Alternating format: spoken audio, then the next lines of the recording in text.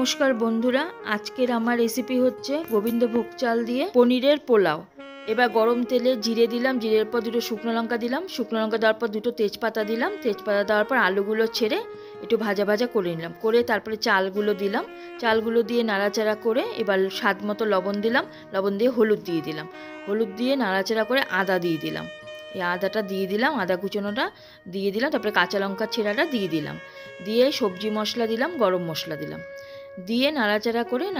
কিছুক্ষণ পর একটু জল দিয়ে হালকা নাড়াচাড়া করে এই পনিরগুলো দিয়ে দিলাম। পনির দিয়ে দেওয়ার পর নাড়াচাড়া করে তারপর একটু মিডিয়াম গ্যাস করে দিলাম, করে তারপরে একটু লাল মরিচ দিলাম, দেওয়ার পর ঢেকে দিলাম। ঢাকার পর এই লাল মরিচটা দিলাম, তুলে দেওয়ার পর এই যে এইরকম পর্যায়ে এলো, তারপরে কাজু দিলাম, কাজু দিয়ে আবার ঢেকে দিলাম, ঢেকে দিয়ে